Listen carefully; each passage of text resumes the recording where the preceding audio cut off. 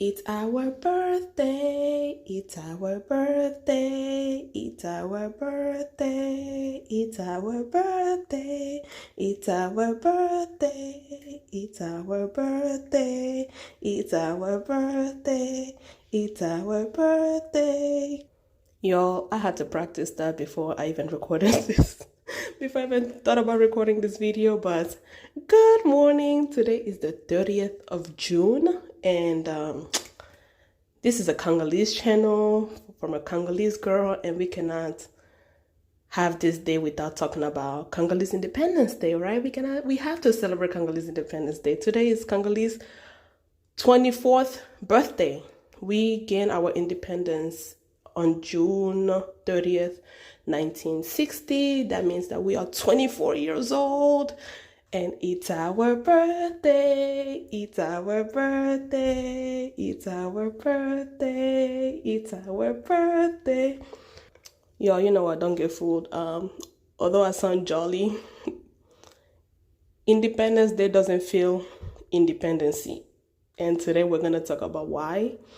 And we're going to talk about the mixed feelings of celebrating independence of any African country, or or any former colony. When we get our independence, it's like yeah, we're happy, we kicked the Belgian out, yay. Well, wow, did we actually kick them out? Did we really kick them out? Do we have something to celebrate? What are we really celebrating? What does independence mean to us? Are we truly independent? In order to answer that question, we have to look at the condition in which we gain independence and the actual things that are happening today. So buckle up and let's have a confused happy birthday session. If you're new here, welcome. My name is Cintish. I am a proud Congolese. I'm an American national. I'm an American citizen of Congolese descent. If you've been here for a long time, I've talked about the identity construction between being a Congolese and being an American. For me, it's very interesting because Congolese independence is on June 30th, and then American independence is on July 4th. And it's always very funny to kind of and because they're so close to each other, it gives me time to kind of analyze the different aspects of how people celebrate independence and everything. So today, Congo is 64 years old, and the true Congolese that we are celebrating, because there's nothing more Congolese than partying, having a good time, drinking, dancing. Of course, that's what we're doing. I've always celebrated the Independence Day, in the diaspora. I've never been to the Congo. So it's always interesting to this moment is always interesting for me, because on one hand, since I was a child, this was the day where my parents would sit me down, right? Tell me about the greatness of the Congo, tell me about Patrice Lumumba, tell me about kicking out Belgium, tell me about how people celebrated when we gained independence, tell me about, it's a day of pride, right? I grew up very proud of the Congo, very proud of my people, very proud of what we've accomplished, who we are as a people. We are a very diverse people. There are 426 languages in the Congo. We're very diverse. We have multiple cultures. We have multiple identities, but we've managed to not kill each other all the time. That part, all the time part, that all the time, that's the key word in that sentence, right? We've managed to kind of organize a bit, so it's, for me as a kid who grew up in the diaspora, who my parents were very strict about making sure I knew where I was from and making sure I was proud in our history, right? My mother would tell me folklores, right? One of my favorite folklores is about this man. His name was Takinga. Takinga, he would say, Takinga means I don't go back, right? je ne recule plus en arrière, right? Nazonga kasimate. That means if I start something, I'm going forward. Like, you will never pull me back, right? So Takinga was in love with this woman, and then he went to the father to ask her hand in marriage. And then the father was like, you want to marry my child? No problem. But I have one condition.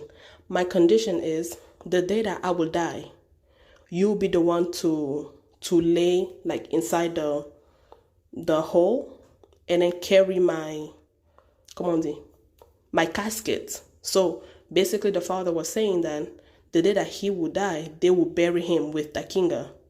So Takinga will be buried alive, and he will be the one to hold the casket of his father-in-law. And everybody was like, Takinga, don't do it, don't do it, don't do it, right? And then Takinga was like, you know what, I'm a man, I would take that charge, right? And then he was like, yeah, you know what, I accept your condition. And people were like, you're crazy, what's wrong with you? You are accepting to die alive just so you can marry this girl and everything. So Takinga was like, you know what, when I engage into something, I go through it, like I go like all the way through with it. And then so he didn't marry the girl and everything, and then a couple of years later the father-in-law passed away, and then people and the elder of the village came. They were like, hey, Takinga, remember the promise that you made? You agreed to the father's condition that the day that he would die, you will be buried alive with him to hold his casket like in the hole. And then he was like, okay, no problem. I'm a man of my word. I'm going to keep my word, right? So they start digging the hole, and then they tell Takinga to go inside, right? He goes and lie down, but then he was too tall for the hole that they dug. So they told him like, hey, get out so that we can dig it deeper so that it can fit your size, right? So he got out, and then they dug it even more and everything. And then they told him to go back in. He's like, I told you guys, my name is Takinga. I never go back. I was already there. And you guys told me to come back to get out. I got out. That is your business. And then so he was never buried alive. So that is one of my favorite folklore of Takinga and everything. And then so like I would just love hearing stories like poesies, le corbeau, le renard, even though I think that's French. Where I think, you know what's funny? There are things that we learn in school in Africa that are very like, Eurocentric, that came from France and everything. And then when I went to France to study, like I would go over like, like stories, poems, like, childhood nursery rhymes and everything. These French kids did not learn this crap. Why were they teaching us things that came from their country, but their own kids do not know about it? That's another topic for another day, by the way.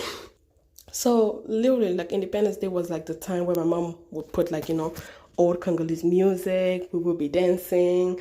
Like I know, like my music style is still from the 1960s. Like I still love like old music, old jazz and everything.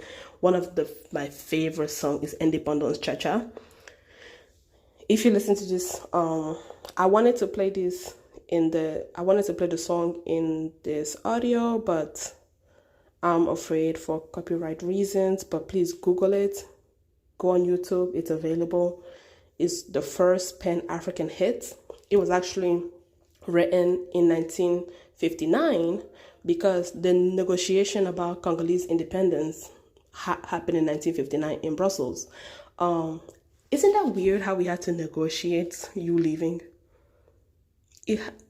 Doesn't that sound weird? We had to negotiate our own independence. Like, yeah, you guys gonna give us independence. Yeah, we're gonna still have to pay for some stuff that you guys took. We're gonna have to pay for your loans and everything. Like, imagine, right? And that's not singular to the Congo. Haiti had to pay loan to France because they refused to have French people like as their colonizers. We were penalized in order to get our own independence. I don't think the United States faced that when they were fighting against Britain. I don't think the United States still has, it doesn't have debts for getting its independence against Britain. Like, am I missing something? Was that part of history like not taught to me or something? But a lot of black and brown countries have to pay debt, have to pay the colonizer to be like, hey, listen, I know you built roads, you did schools and everything. So in order to thank you, even though you were mistreating us, we agreed to pay for all the work that you did when you were colonizing us. Does that even sound normal? A lot of countries today are still in debt to their former colonizers because they were trying to get independence. And yet people are wondering like, oh, how come African countries are not developing? They still have a hold on them. To be honest, independence just meant Belgium can go back to their country, or French people can go back to their countries. But the institution that they left behind is still there. They left physically. They are no longer present, but their presence is still in those countries. And we see their presence in the wars. We see their presence in the tribal wars, the ethnic wars, war for land and everything. We still see the impact of colonization in the Congo and around Africa today. Haiti is the perfect example of this. Mind you, Haiti was the first black nation in the world. It gained its independence in the 1800s, I believe. But where is Haiti today? Where is Haiti today? So what does independence truly mean for us? Are we really independent? Yes, it's a time for us to reflect on the battles that we won. But we've never won the war. We have never won the war. Because if we won the war, we would truly be independent. People like to talk about development. Colonization was a development project. Colonization was a development project. There are only 2 countries who actually benefited from development, and none of them are brown countries. It's Germany and Japan after World War II.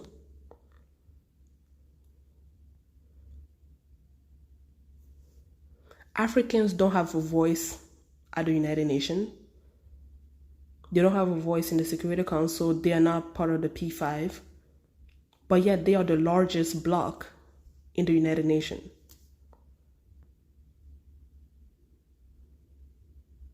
When we gained independence, Patrice Lumumba, who was, the first democratic elected official of the Congo, he was assassinated a year later, backed by the United States and Belgium. Why? Because they thought that he was going to be a communist leader. So we never got a chance to really enjoy independence. Because Belgium actually tried to occupy the Congo again post-independence, and that's why Patrice Lumumba was looking for help to the Soviet Union, and because there was a Cold War between the United States and the Soviet Union, and for him, he felt like if Belgium is attacking us, Belgium is a U.S. ally, so the U.S. will not help us. So let's go for somebody who can help us. He didn't want to be communist. He was very strict about fixing the Congo and having Congo lead itself.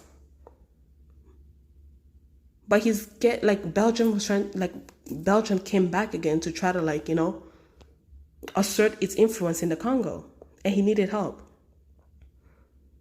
Backed by the CIA, they murdered him, and then they put Mobutu, who, if you ask an American, they will tell you, oh yeah, he's a dictator, but you backed him up. So you agree to have a dictator come in for your own interest. That's why African elections are a joke. I remember in 2019 when I was in France, and the Congo was about to have its first, peaceful transfer of power, right? So that means we were about to have our first. I don't know why I say we like I'm Congolese, but I'm Congolese by blood, but I'm not. But I'm not a Congolese citizen. But the Congo was going to have an election, and this will be the first time that there will be a peaceful transfer of power. And I remember going to a Congolese shop and everything, and people, that's where people talk about politics and everything. And somebody said, it's like, listen, even if we vote, the West is going to have its pick. Because history has shown that Western nations like to have president that they can control. So if you are a Tshisekedi who's in power to enrich yourself, of course they're going to love you. They're going to love you. You are not a radical leader. Tshisekedi tries to sometimes sound radical, call out friends and everything, and say a few lines that make him sound like, he's a pan-Africanist, like he's a warrior. That man is not a warrior. And I need to stop talking about this man because I will never get a job in the Congo. But you know what? Screw him. Right? So are we really independent? I don't think the United States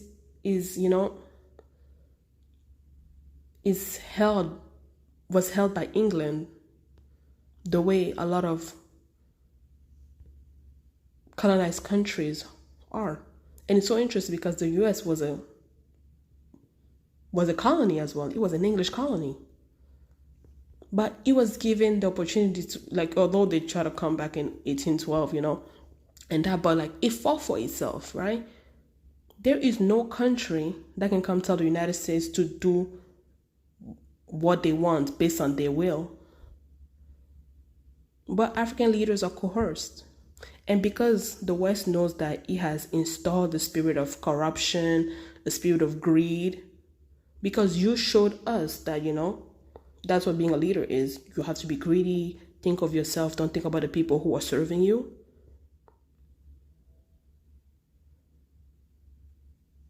So they will back up a leader like that. African elections are jokes. They're jokes. Democracy does not exist because when we had a democratic leader who was not inside the US pocket and he was not in Belgian pocket, what happened? He was murdered. He was murdered. Yes, Castro was bad and everything, but who was there before Castro? Who was there before Castro? You see the emotional turmoil that we have to go through when we think about independence, because we're like, yes, we physically kicked you out, but we know that we did not your presence is still in this country. The instability that you left, the debts that you left us, the culture of corruption, of greed, everyone for themselves. One of the reasons why Eastern Congo will never know peace is because even in the Congo, people are detached from the Eastern Congo conflict. Sometimes it feels like Tshisekedi or the government only talks about Eastern Congo because it has minerals. That if it did not have minerals, the hell with you. Right? Because we are still a nation very divided. That's why post-independence, there were some region who wanted to break away from the Congo and become their own country. Katanga and Kasai wanted to secede. I am both Katangese from my mother's side and I'm Kasayan from my father's side. They wanted to secede because, again, there's a strong identity division.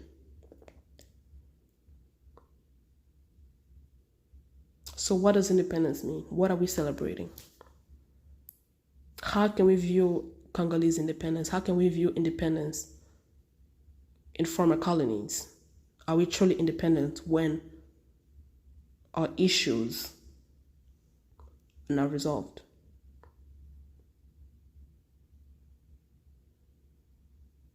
But even through darkness, there's a sight of sunshine. Even though through the mess, Congo has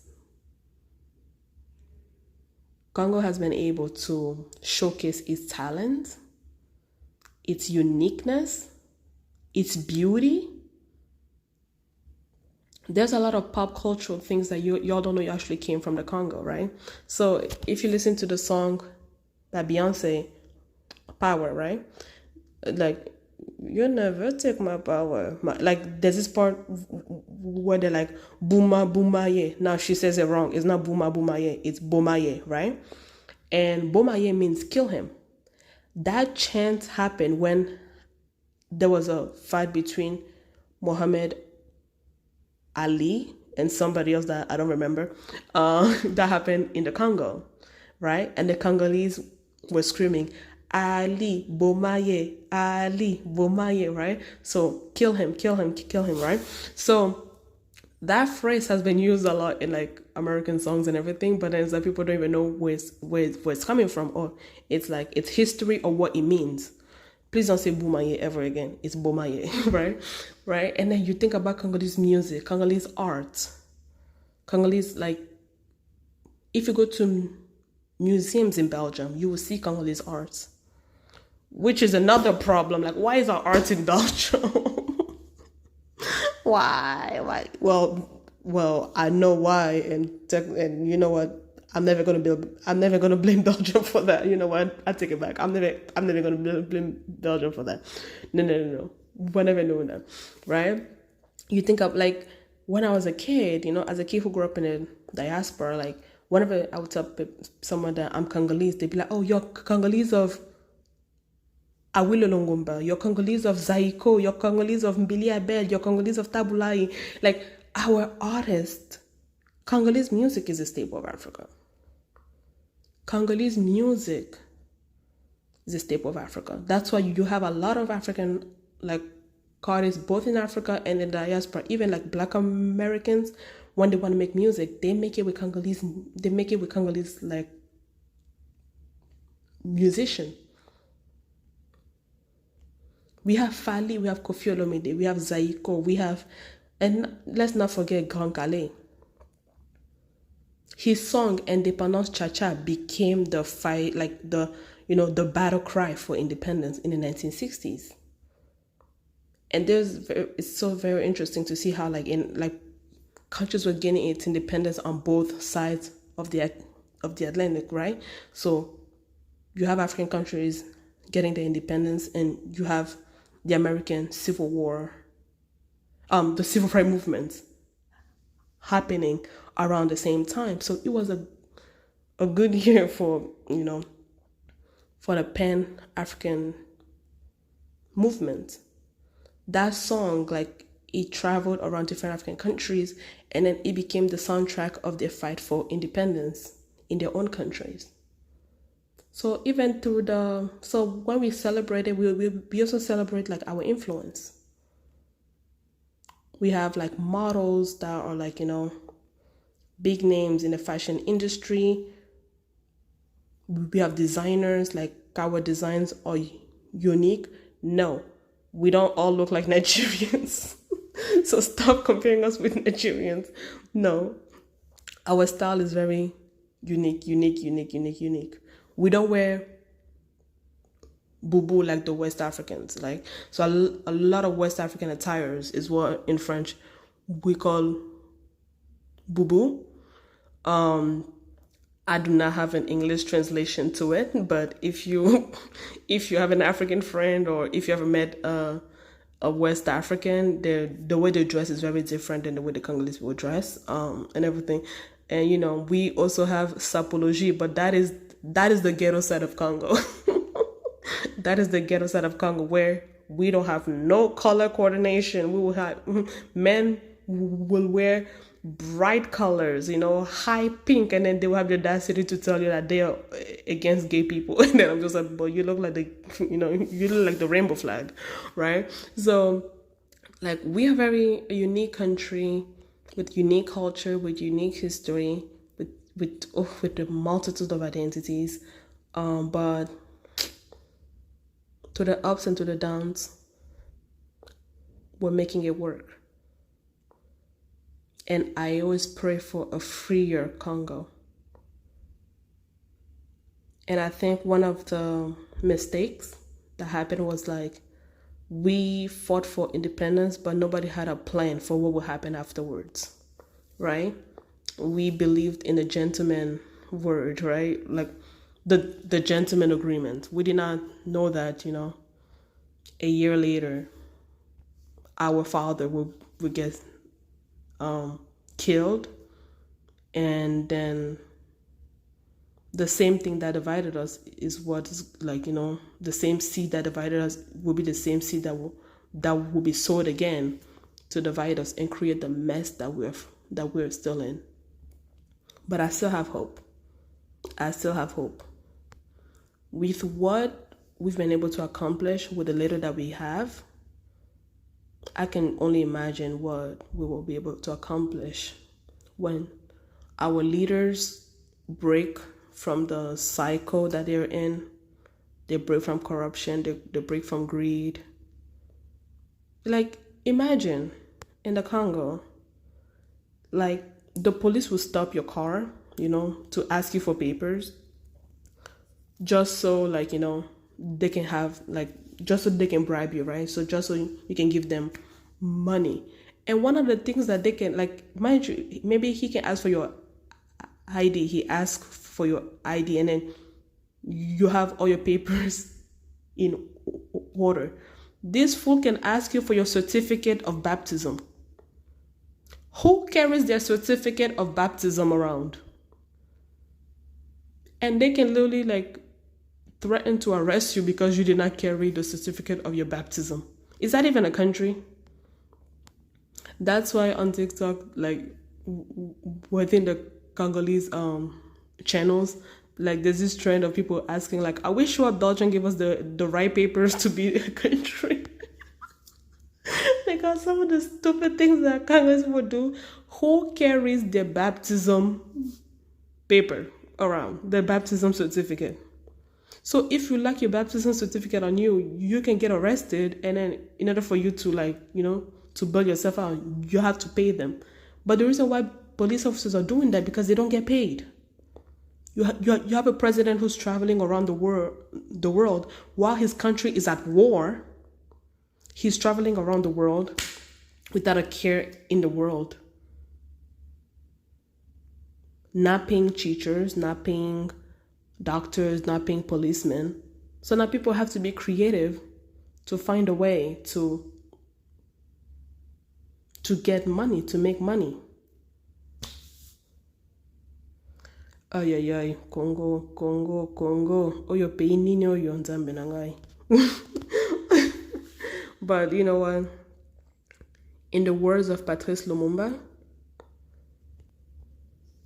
all together, dear brothers and sisters, workers and government employees, workers by brain and by hand, rich and poor, Africans and European, Catholics and Protestant, Kibangist and Kitawanist, let us unite and create a great union.